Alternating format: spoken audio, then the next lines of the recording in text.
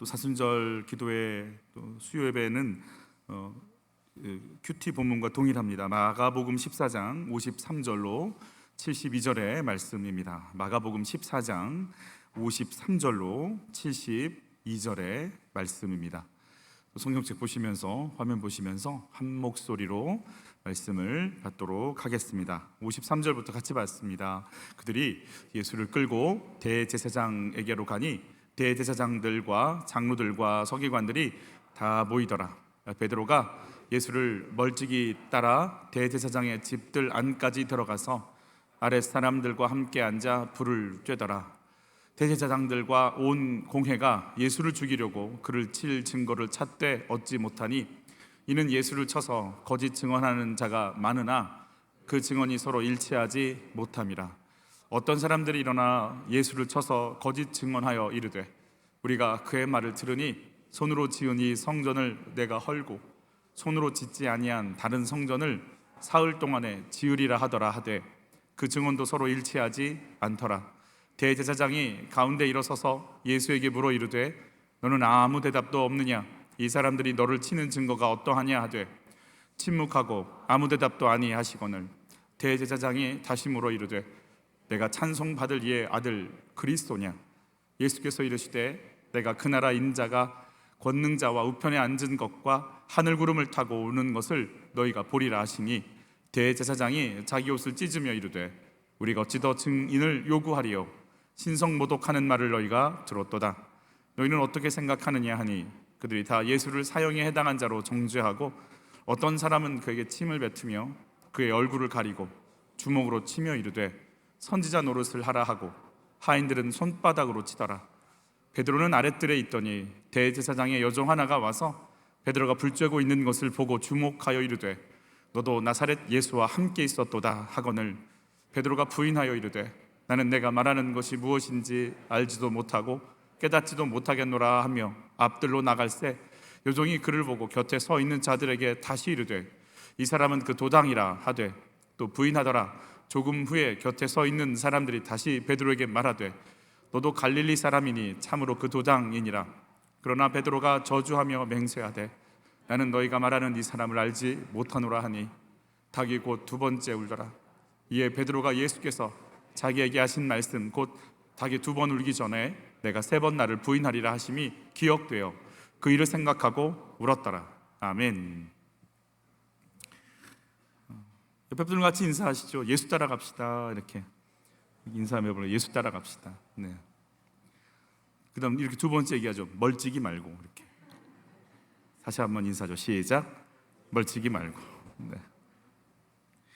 공회 앞에 서신 예수님의 모습을 저희가 보게 됩니다.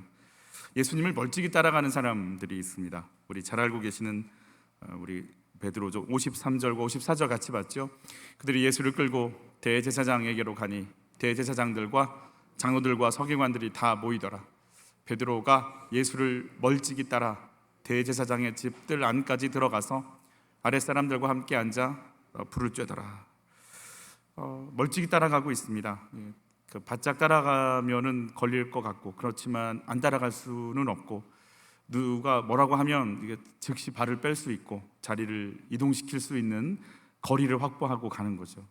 이렇게 결코 이렇게 내가 이렇게 들통나지 않도록 준비하는 거죠. 준비하는 겁니다. 어떨까요? 예수님의 제자라는 말을 들을 때 베드로의 마음이 어땠을까요? 심장이 막 뛰었을 것 같아요. 얼굴 표정 관리도 해야 될 것 같고 쉽지 않았을 거라는 생각이 듭니다. 밥 먹으러 가서 누가 절 보고 목사님하고 부르면 갑자기 저도 거룩해지고 밥도 신령하게 먹고 그렇습니다. 베드로가 이렇게 얘기했죠. 힘 있게 말하되 내가 주와 함께 죽을지언정 주를 부인하지 않겠나이다. 이렇게 얘기했지만 막상 사실 이렇게 현장에 가면 멀찍이 따라가고 싶고 또 예수님의 제자지 물어보면 감추고 싶고 도망가고 싶은 게 또 베드로고 우리고 또 그렇습니다. 너 예수님의 제자 맞냐? 라고 하는데 이게 잘 안 됩니다. 잘 안 됩니다. 예수님과 동행하십니까? 아니면 멀찍이 따라가고 계십니까? 신앙생활도 가정생활도 적당히 하면서 틈만 나면 도망갈 생각을 하고 있지는 않습니까? 아내가 떡을 받았다고 사무실에 갖다 주라고 하더라고요. 순종하면 복이 오기 때문에 들고 열심히 갔는데 냉장고에 먹으라고 준 떡은 몇 개 안 들어있는 것 같은 느낌이 들었어요. 그래서 교육자 사무실에 줄 떡을 2개를 빼서 제 가방에 다시 넣었. 그리고 교육자실 문을 열려고 들어가는 순간 제 마음속에 2개 다시 빼놓지, 떡 2개로 내가 주님을 따라가느냐, 내 배를 채우느냐, 심각한 고민을 하는 제가 재판장에서 과연 예수님이 이렇게 인정할 수 있을까? 쉽지 않을 것 같아요. 쉽지 않을 것 같아요. 2번째입니다. 예수님에 대해 거짓 증거하고 조롱하는 사람들이 있다고 합니다. 55절 56절 같이 봤죠. 대제사장들과 온 공회가 예수를 죽이려고 그를 칠 증거를 찾되 얻지 못하니 이는 예수를 쳐서 거짓 증언하는 자가 많으나 그 증언이 서로 일치하지 못함이라. 그렇죠. 거짓 증언들이 자꾸 나오니까 일치가 안 되니까 증거로 채택이 되지 않는 상황이 펼쳐졌고요. 어떤 거짓 증언이 또 나왔는지 같이 한번 보죠. 어떤 사람들이 일어나 예수를 쳐서 거짓 증언하여 이르되 우리가 그의 말을 들으니 손으로 지은 이 성전을 내가 헐고 손으로 짓지 아니한 다른 성전을 사흘 동안에 지으리라 하더라 하되 그 증언도 서로 일치하지 않더라. 이 증언이 일치를 한다 할지라도 이 말을 하고 있는 사람들은 이 말이 무슨 말인지 또 잘 이렇게 이해를 못할 거예요. 예수님이 사흘 동안의 성전을 짓겠다라는 이 말이 어떤 의미인지, 예수님의 죽으심과 부활을 의미하는 건데 어찌 알겠어요? 이 영적인 메시지를 이들이 알 리가 없는 거죠. 예수님의 십자가와 부활에 대한 이야기죠. 손으로 지은 성전 이외에는 다른 성전을 생각하지 못하는 이 사람들이 짓지 않은, 보이지 않는 성전에 대해서 어떻게 말을 할 수 있을까 깨닫지 못하는 거죠. 너희가 눈에 보이는 성전이 너희가 그걸 헐면 내가 보이지 않는 성전을 일으키겠다라고 얘기하시는 예수님이신 거죠. 자신의 죽음과 부활입니다. 십자가와 부활을 깨달으려면, 십자가와 부활이 나의 것 되려면 내 죄 때문에 죽으신 예수를 만나야 합니다. 그리고 내 죄를 짊어지고 죽으신 예수가 나와 연합이 되신 상태로 죽음에서 이기신, 부활하신 영광이 있음을 내가 믿고 그 부활의 영광을 내가 받아들이고 누리고 있어야 십자가와 부활을 이해할 수 있고 받아들일 수 있습니다. 즉 십자가와 부활을 안다는 건 나를 안다는 겁니다. 십자가와 부활을 안다는 건 나를 향한 하나님의 은혜와 사랑을 안다는 겁니다. 십자가와 부활을 얘기할 수 있다는 건 내가 부활의 영광 속에서 살아가고 있는 것을 내가 경험하고 누리고 있기 때문에 말할 수 있는 겁니다. 그런데 이 사람들이 어떻게 그걸 알겠어요? 나는 예수님의 십자가의 은혜로 산다. 나는 그분의 용서를 매일같이 받고 있다. 나는 그 부활의 영광을 향해 누리면서 이 길을 가고 있는 나다. 이게 정리가 되어 십자가와 부활이 받아들여지지 않겠어요? 이스라엘 사람들이 보는 성전, 눈에 보이는 성전이죠. 여러분, 다윗이 성전을 짓겠다고 하니까 그 당시 이방 종교들은 성전을 굉장히 크게 지었거든요. 신의 어떤 위엄과 동일하게. 그래서 여러분, 로마에 가면, 그리스에 가면 그렇게 많은 이 아프로디테 신전부터 시작해서 그 어마어마한 신전들이 있잖아요. 그 신전의 기둥 하나가 사람이 다 감당할 수 없을 정도의 그 크기의 기둥들이 수십 개들이 쌓여 이렇게 세워져 있는 성전을 보잖아요. 성전의 크기가 곧 그 신의 위엄이었기 때문에 다윗도 아마 생각했을 것 같아요. 우리 여호와 하나님의 성전이 천막, 텐트로 있는 게 너무 힘든 거예요, 보기가. 그래서 내가 성전 지어드리면 안 될까? 이런 마음이 들어서 나단 선지자한테 이야기를 하죠. 나단 선지자가 그 얘기를 듣고 하나님께 그걸 고하자 하나님께서 나단 선지자의 입을 통해 다윗에게 이렇게 말씀하세요. 같이 읽어볼게요. 내가 이스라엘 자손을 애굽에서 인도하여 내던 날부터 오늘까지 집에 살지 아니하고 장막과 성막 안에서 다녔나니 이스라엘 자손과 더불어 다니는 모든 곳에서 내가 내 백성 이스라엘을 먹이라고 명령한 이스라엘 어느 지파들 가운데 하나에게 내가 말하기를 너희가 어찌하여 나를 위하여 백향목집을 건축하지 아니하였느냐고 말하였느냐. 그렇게 말한 적 없다는 거예요. 언제 내가 성전 지어달라고 했어? 내가 성전을 으리으리하게 지으면 그러면 내가 거기 거할 것 같아? 온 우주를 창조한 내가 너희들이 지은 성전에 갇혀 있을 수 있을 것 같아? 이렇게 얘기하는 거죠. 그냥 처음에 지었던 그 텐트에 있어도 난 괜찮아 이렇게 얘기해 주시는 거죠.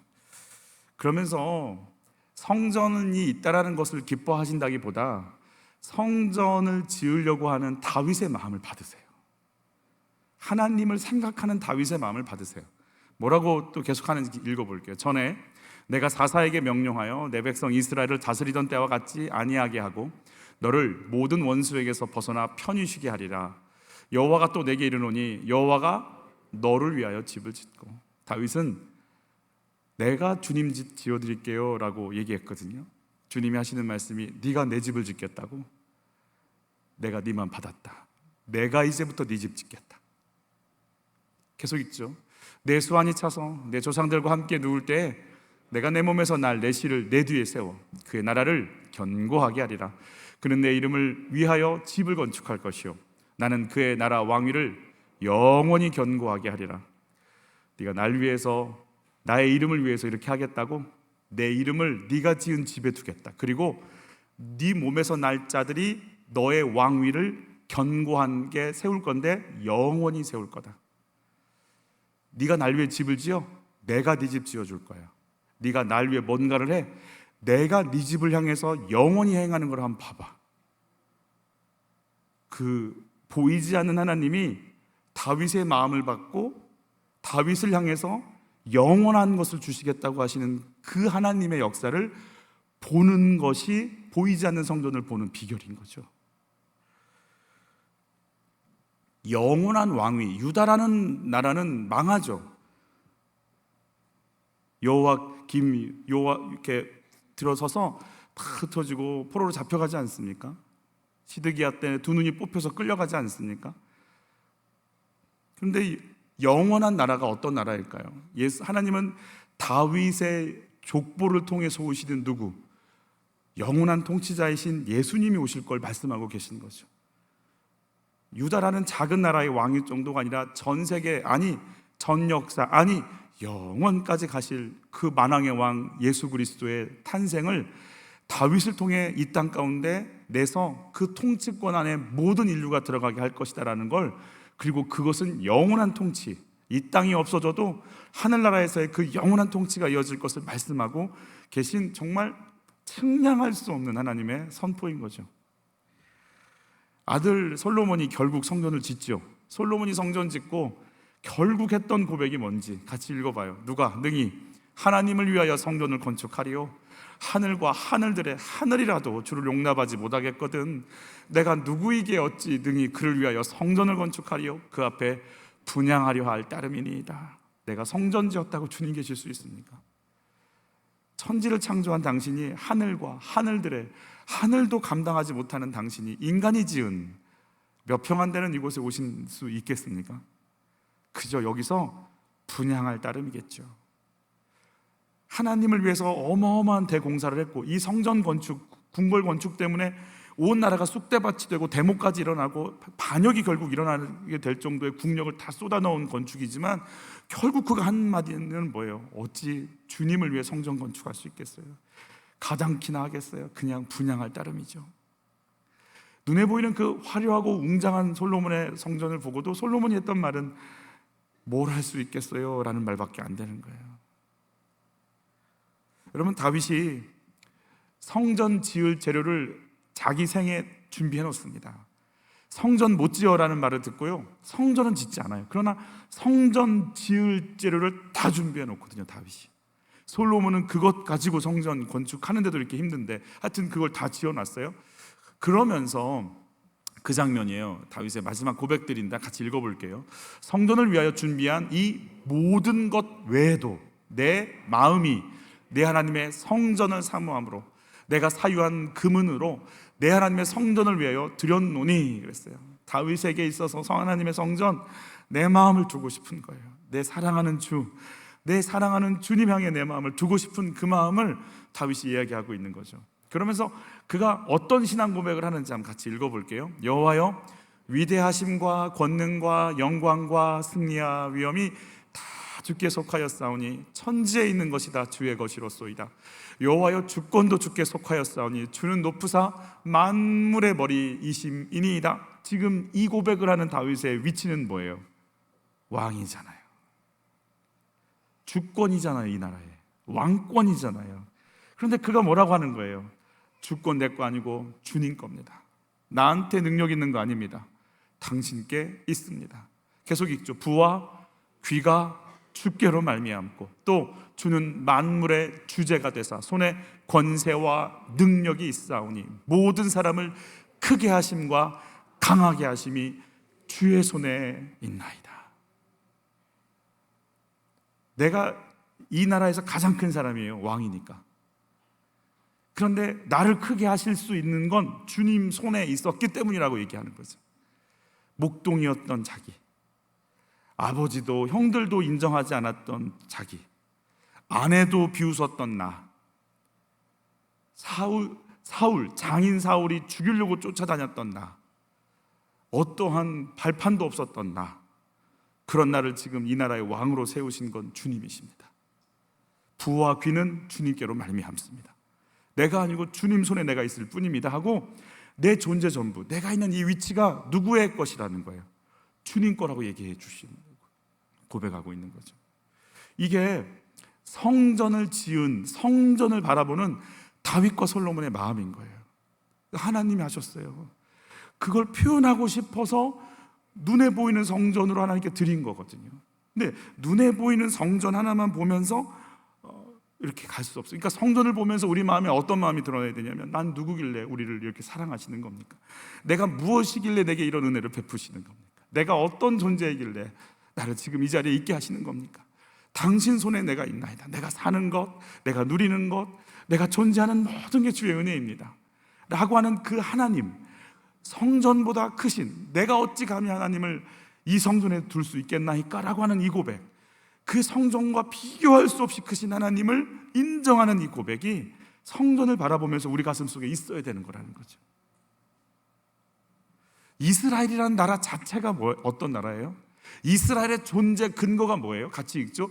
여호와께서 너희를 기뻐하시고 너희를 택하심은 너희가 다른 민족보다 수요가 많기 때문이 아니니라. 너희는 오히려 모든 민족 중에 가장, 뭘 할 말이 없는 거예요. 왜 우리를 택하셨나요? 물어보면 주님이 비리비리해서, 내가 아니면 너희는 죽을 것 같아서, 내가 아니면 너희는 아무것도 아니라서. 또 읽어보죠. 여호와께서 다만 너희를 사랑하심으로 말미암아 또는 너희의 조상들에게 하신 맹세를 지키려 하심으로 말미암아 자기의 권능의 손으로 너희를 인도하여 내시되 너희를 그 종되었던 집에서 애굽 왕 바로의 손에서 속량하였나니. 멸망당할 노예들, 나일강에 빠져 죽을 노예들. 그런데 그 너희들을, 너희 장자도 다 죽어갈 판에 6월절 양이 대신 죽게 해서 너희를 구해낸 하나님의 사랑, 이해할 수 없는 선택, 그게 너다. 네 존재는 이해할 수 없는 은혜다. 네 근거는 측량할 수 없는 사랑이다. 네가 살아 숨쉬는 모든 근거가 그분의 표현할 길 없는 선택과 부르심이다. 그게 너다. 내가 누구냐고? 나 어린 양 예수가 피 흘려 죽어서 산 나다. 내가 왜 사냐고? 오늘도 그의 생명이 나에게 와서 끌고 인도하고 있다. 그게 나다. 내가 살아있는 근거가 이거다. 주의 은혜다. 주의 능력이다. 주님의 살리심이다. 그게 내 인생이다. 이걸 어떻게 알겠어, 이 사람들이? 예수의 십자가와 죽음, 부활을 논쟁하고 예수를 넘어뜨리려고 하는 자들의 입에서 무슨 의미가 어떤 의미인지를 알지 못하는 걸 본인들이 말한다고 이게 뭐가 맞아 들어지겠어요? 그들은 자기가 누군지 몰라요. 하나님의 은혜가 뭔지 몰라요. 예수님 대답해서 뭐라고 하세요? 너희가 이 성전을 헐라고 그랬어요. 예수님 헐다고 얘기 안 했어요. 내가 사흘 동안에 일으키겠다, 부활하시겠다는 얘기예요. 같이 읽죠. 그러나 예수는 성전된 자, 육체를 가리켜 말씀하시는 것이라. 여러분, 예수가 성전임을 깨닫는 것은, 우리 주일날에는 하나님의 이름이 있는 곳이 성전이라고 했고, 내게 주신 아버지의 이름이라고 했으니, 아버지의 이름, 하나님의 속성, 하나님의 권세, 영광, 능력을 갖고 있는 예수가 성전이라고 배웠지만, 내가 예수님이 성전이라고 얘기할 때는 예수라는 이름, 하나님의 이름, 예수 이름 안에 구원이라는 이름이 있으니, 예수를 구원주로 경험하는 자는 용서하시는 하나님을 성전에서 만난 것 같은 동일한, 그래서 예수가 성전되어 용서하시는 하나님을 경험했기에 예수가 성전이라고 얘기할 수 있다는 거죠. 그 성전의 개념을 이들이 어떻게 알겠어요? 나를 용서하신 예수를 어떻게 알겠냐고요. 여러분, 나를 용서하신 예수가 또 부활의 능력으로 우리 심령 가운데 정확히 들어가시기를 축복합니다. 따라서 하시죠. 나를 용서하신 예수. 옆에 분과도 인사하시죠. 너를 용서하신 예수. 나이가 좀 있으면 너라고 하지 말고 이렇게 조금 올려서, 뒤에 분과도 인사하시죠. 당신을 용서하신 예수. 아멘, 아멘, 아멘, 아멘, 아멘, 아멘. 그 용서 속에 산다라는 거예요. 그 용서 속에 사는 나, 너, 우리를 발견한 자들이 교회라고 부르는 거죠. 십자가와 부활로 나를 볼 수 있는 눈이 열리는 은혜가 있기를 축복합니다. 내가 참을 만큼 참았어. 그럼요, 여러분, 참을 만큼 참으셨죠. 그러나 주님이 그를 지금도 용서하고 계시기 때문에, 주님이 참고 또 용서하고 계시니까. 아니, 하나님이 참고 용서하고 계신다는데 우리가 뭐라고 하겠어요? 아니, 그분이 지금도 기도하고 계신다는데 내가 무슨 고난으로 그를 버리겠어요? 주님이 아직도 그를 위해서 십자가 지고 그 길을 가시겠다는데 내가 뭐라고 거기에 대해서 끝났다, 그 사람은 아니라고 얘기할 수 있겠어요? 한 영혼 한 영혼들을 살려내시는 십자가가, 그리고 그 부활의 은혜로 나를 채우셨는데, 내 삶의 근거가 십자가와 용서인데, 내가 그렇게 살고 있는데 내 옆에 앞에 있는 모든 자들을 살리시겠다고 지금도 그 길을 걷고 계시는데 우리가 뭐라고 얘기하겠어요? 무슨 죽일 사람처럼 그 사람들을 대하겠냔 말이에요. 십자가와 부활의 개념이 아니면 어떻게 사람들 꼴을 보겠어요? 우리 그릇이 그렇게 커요? 떡 2개를 가지고 갈등하는 제가 무슨 그릇이 있게 되느냐? 이 정도 수준인데 뭐가 있겠냐고. 부활의 눈, 십자가의 은혜로 우리 가정을 보는 은혜가 있기를 축복합니다. 눈에 보이는 가정이에요. 돈 벌어다 줬잖아, 집이 있잖아, 학비를 내줬잖아, 용돈 줬잖아. 그게 아빠인가? 내 아들을 지금도 용서하고 내 아내를 지금도 용서하고 그들을 위해서 몸부림치는 그 예수를 바라보는 순간 우린 다르게 볼 수밖에 없잖아요. 우리가 아이를 키울 때 투자가치로 키우나요? 큰 아이는 감가상각을 해가지고 우리 이러지 않잖아요. 학비가 얼마 들어갔고 그런 거 계산하나요? 내 아내와 남편이 결혼할 때 이렇게 뽑아낼 이득금이 계산이 돼서 결혼하신 거 아니잖아요. 예수님의 용서와 사랑이 우리 가정 속에 흘러가는 걸 경험하는 순간부터 나를 용서하고 우리를 용서하시는 주님이 왕노릇하시기를 소원하는 마음이 우리 속에 임하시기를 축복합니다. 가정뿐만이 아니라 일터에서도 마찬가지입니다. 우리의 수준은 나한테 잘해준 사람, 못해준, 이 세상에 딱 2종류 인간밖에 없어요. 나한테 잘해준 분들과 그렇지 않은 인간들, 딱 2종류밖에 없거든요. 그걸로 세상을 보는데 이렇거나 저렇거나 그들을 용서하시는 예수를 우리가 발견하는 순간 우리가 그분의 통치를 받고 싶은 거 아니겠어요? 종교 지도자들은 십자가가 뭐라 잘 모르죠. 그러니까 그 성전을 뭘로 만드는 거예요? 같이 읽죠. 기록된 바 내 집은 만민이 기도하는 집이라고 불릴 것이다 하지 않았느냐. 그런데 너희는 그곳을 강도의 소굴로 만들어 버렸다. 여러분, 십자가와 부활의 역사, 용서하시는 은혜가 이렇게 들어가지 않으면 전부 계산하게 되어 있습니다. 은혜를 베푼다고요? 그렇지 않습니다. 은혜 베푼 걸 계산해 놓습니다. 내가 몇 번 참아줬다 너. 전부 계산 들어갑니다. 내가 당신한테 이렇게 다 지금 이거 참아주고 있어. 당신한테 전부 계산해 갖고 있습니다. 은혜 베푼 거 아닙니다. 계산해서 조금 있다가 터질 겁니다. 단위만 좀 다를 뿐입니다. 전부 내 이득 취하려고 정신없습니다. 내 배불리려고 전부 거기에만 관심이 있는 거죠. 그것 외에는 없습니다. 내 안에 주님이 왕노릇해서 드러나는 것 그렇게 쉽지 않습니다.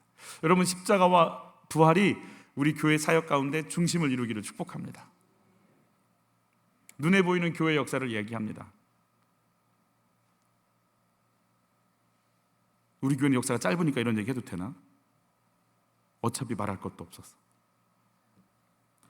맞아요.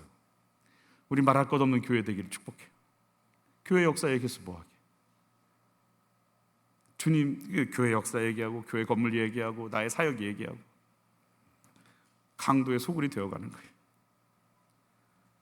거기 하나님의 임재, 하나님의 구원, 하나님의 역사가 아니면 교회에 대해서 뭘 얘기할 거예요?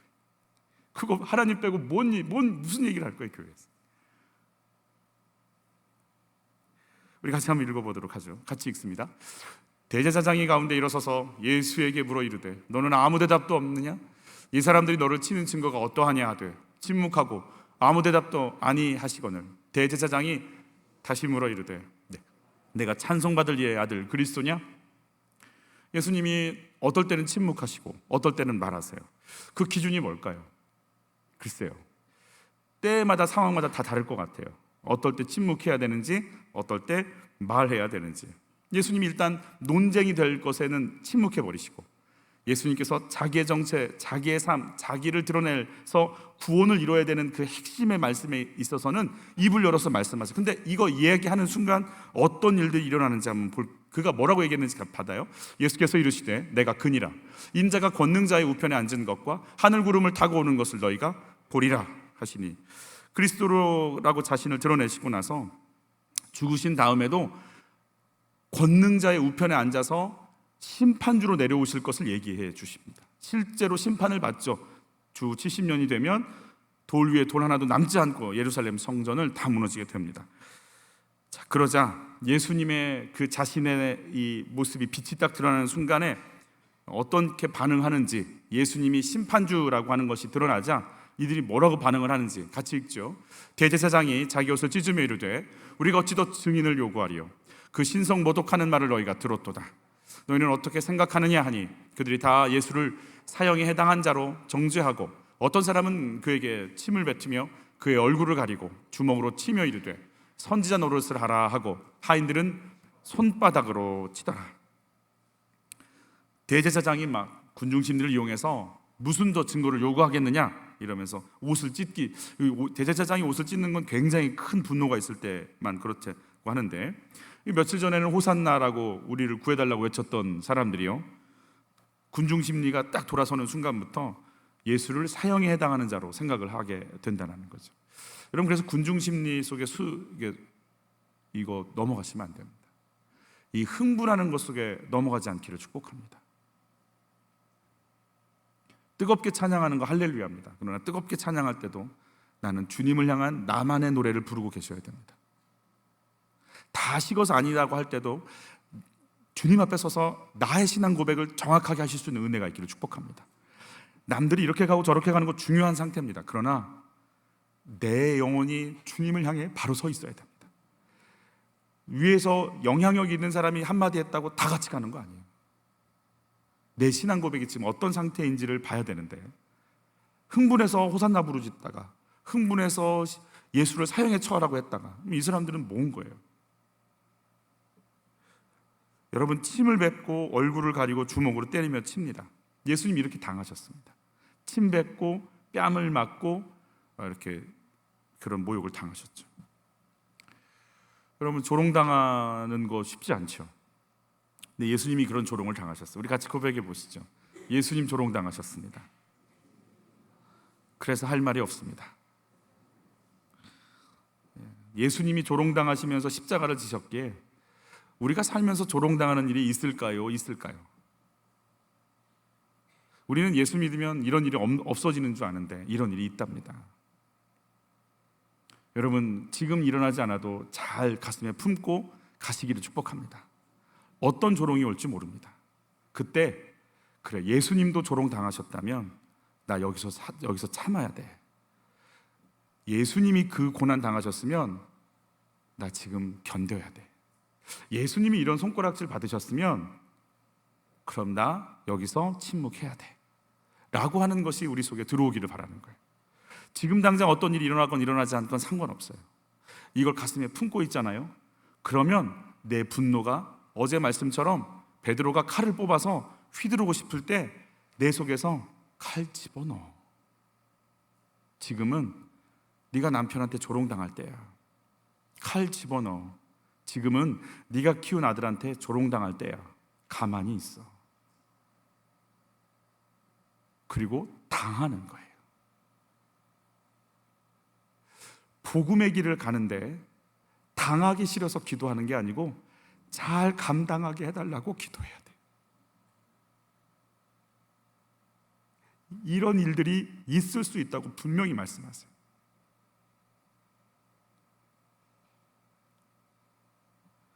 적용 질문 드려요. 여러분은 내 신분과 능력을 십자가를 지고 남을 돕기 위해서 밝힙니까? 권세를 부리려고 밝힙니까? 믿지 않는 사람들 앞에서 조롱을 각오하고 예수가 그리스도이심을 밝히고 있습니까? 세 번째입니다. 같이 읽죠. 내 죄와 수치를 인정하지 못해서 예수님을 부인하는 사람들이 있다고 합니다.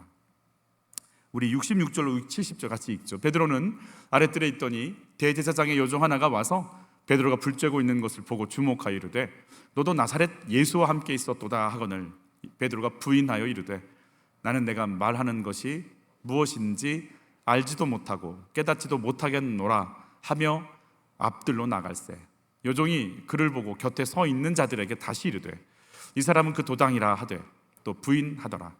조금 후에 곁에 서 있는 사람들이 다시 베드로에게 말하되 너도 갈릴리 사람이니 참으로 그 도당이니라. 며칠 전에 제자들이 했던 말이 있죠. 예수님의 우편이냐 좌편이냐. 며칠이나 지났다고 내가 네가 하는 말을 알지 못하겠노라. 부인하기 시작하는 거죠. 베드로가 이렇게 될 수밖에 없는 이유는 한 가지입니다.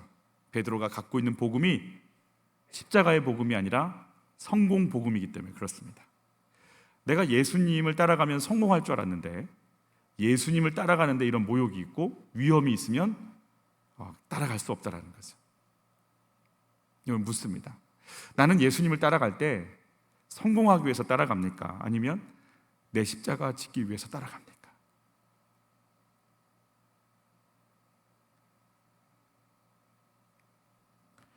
주님과 멀찌감치 떨어져서 온갖 세상 쾌락 다 즐기다가 너 예수 믿지 않니? 하는 소리를 들어본 적이 없습니까? 그 말에 여러분은 인정했나요? 아니? 라고 부인했나요? 우리 71절 72절 같이 봤죠. 그러나 베드로가 저주하며 맹세하되 나는 너희가 말하는 이 사람을 알지 못하노라 하니 닭이 곧 두 번째 울더라. 이에 베드로가 예수께서 자기에게 하신 말씀 곧 닭이 두 번 울기 전에 내가 세 번 나를 부인하리라 하심이 기억되어 그 일을 생각하고 울었더라. 누가복음은 이렇게 표현하거든요. 같이 읽어볼게요. 주께서 돌이켜 베드로를 보시니 베드로가 주의 말씀 곧 오늘 닭 울기 전에 내가 세 번 나를 부인하리라 하심이 뭐하죠?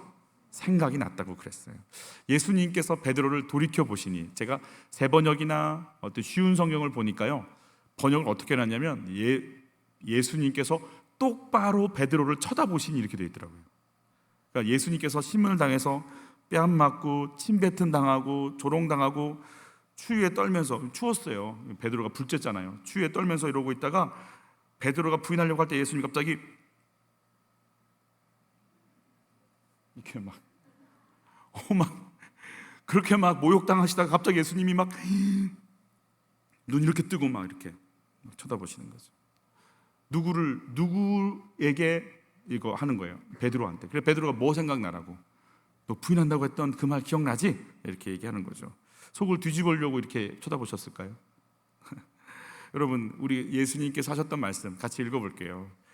시몬아 시몬아 보아라, 사탄이 너를 밀가부르듯 하겠다고 내게 요청하였다. 그러나 나는 내가 믿음을 잃지 않도록 너를 위하여 기도하였다. 장차 내가 깨닫고 돌이킨 후에는 내 형제들을 굳세게 하여 그들에게 힘이 되어 주어라 그랬어요. 3번 나를 부인했던 것이 생각이 난다면 네가 나를 부인한다라는 말과 같이 내가 널 위해 뭐 하고 있다, 기도하고 있다라는 말도 생각이 나야 된다라고 얘기해 주시는 거죠. 나를 위해 지금 예수님이 기도하고 계시구나, 그 생각을 하는 거죠. 그러면서 예수님 나를 바라보시면서 그럼 내가 지금 예수님을 부인하는 이 상황도 주님은 알고 계셨고 지금 이 순간에도 주님은 날 위해 기도하고 계시는구나, 이걸 받아들이는 거죠.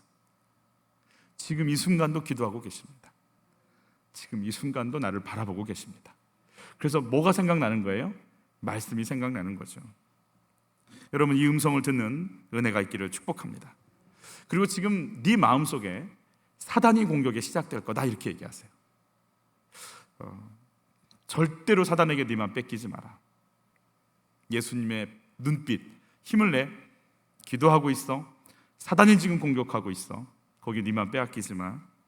나중에 또 구체적으로 갈릴리 호숫가에서 말씀하시죠. 내 양을 먹이라, 내 양을 치라, 돌봐주라 말씀해 주시죠. 여러분, 가룟 유다와 베드로의 차이가 뭘까요? 가룟 유다도 예수님 팔았고 베드로도 예수님 저주했고 뭐 이렇게 막상막한데 이 두 사람의 차이가 뭘까요? 한쪽은 자기 생각 속에 빠져서 그냥 흘러갔고 한쪽은 자기 생각 속에 빠져서 주저앉다가 예수님 말씀이 생각난 거예요. 그리고 일어나는 거예요. 여러분, 주의 말씀이 생각나시기를 축복해요. 어떤 청년이 간증하는 걸 들었어요. 라이트에서 열심히 춤추고 있는데 진짜 신나게 춤추고 있었대요. 근데 할머니가 그렇게 기도해 줬던 아이래요. 신나게 춤추고 있는데 순간이었대요. 막 DJ가 막 이제 막 이렇게 소리 지르고 뭐 자기 정신없이 춤추고 있는데 자기 영혼 속에 이런 생각이 떠오르더래요. 뭐 하고 있어? 참 춤추는데 그런 생각 들으면 참 이상하겠죠, 그죠? 막 소리 질러 그러고 막 소리 지르고 막 이제 막 이렇게 막 가고 있는데 갑자기 자기한테 그러더래요. 뭐해 너? 그래서 춤추다 나왔대요. 그래요. 막 이러고 있는데 내 안에 그 음성이 들리기를 바래요. 너 뭐 하고 있어? 그러니까 너 지금 뭐 하고 있냐고. 베드로는 그래서 지금 내가 사단의 공격 속에 들어가 있구나. 내가 사단이 하는 말을 들으면 안 되겠구나. 그래서 베드로전서에 그가 이렇게 썼죠. 같이 읽어봐요. 근신하라, 깨어라.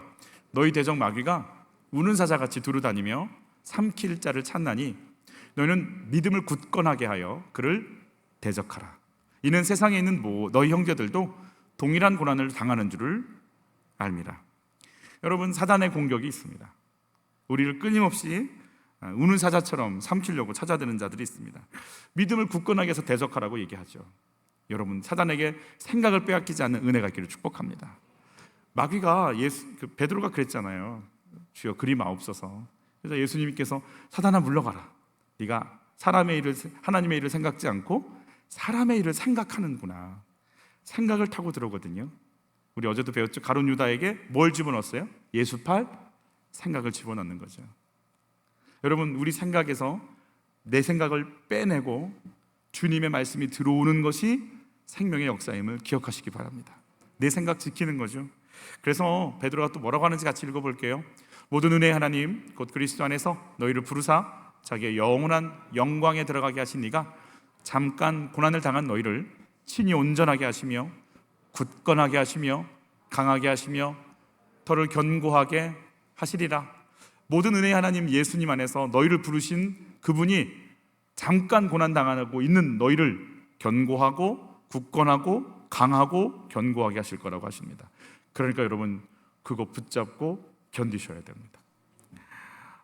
재혼 큰딸이 아내를 때리는 사건을 통해서 폭음과 폭력으로 가정을 회파해온 죄가 깨달아졌다고 하시는 한 집사님의 그 간증이 오늘 큐티의 간증이었어요. 재혼해서 아내가 데려온 큰딸은 사춘기 때 제가 친부가 아니라는 사실을 알고는 힘들어서 방황했어요. 그런데 저는 그런 아이를 훈계한다는 명목으로 폭언과 폭력을 행사하여 경찰청과 검찰청 법원을 다녀오기도 했죠. 그 때문에 큰딸은 ADHD에 대인 기피증까지 생겼어요. 그런데 출장이던 어느 날 아내로부터 딸이 소리를 지르며 자기를 때린다는 연락을 받았어요. 저는 어쩔 수 없는 집구석인가 하는 원망이 들었어요. 그런데 이튿날 큐티를 하다가 분별 없이 사람들을 만나고 돈 되는 일이라면 주저없이 달려드는 저 때문에 이런 가정에 이런 사건을 주셨음이 인정되었어요. 72절에 베드로가 예수님의 말씀이 생각나 울었던 것처럼 저도 그날 말씀으로 폭언과 폭력으로 가정을 회파한 죄가 깨달아져 회개의 눈물이 흘렀어요. 또다시 혈기로 무너질 뻔한 사건에서 먼저 내 죄를 보게 하심으로 평강을 주신 하나님께 감사드려요. 저의 적용은 사건이 생기면 아내의 이야기를 끝까지 들어주고 당신 정말 힘들었겠네 하며 위로하겠습니다. 사랑 없고 혈기 많은 저의 부족함을 인정하며 매일 아침 하나님께 하루를 의탁하는 기도를 드리겠습니다 입니다. 예수님이 공회 앞에 섰어요. 예수님 죽이려고 하는 거짓 증인들이 서 있다고 그래요. 예수님 그 속에서 언제 이야기하고 언제 침묵하시는지를 분별하고 계세요. 어떤 조롱, 어떠한 무시도 잘 견디면서 예수님이 나를 보시는 그 시선을 느끼는 은혜가 있기를 축복해요.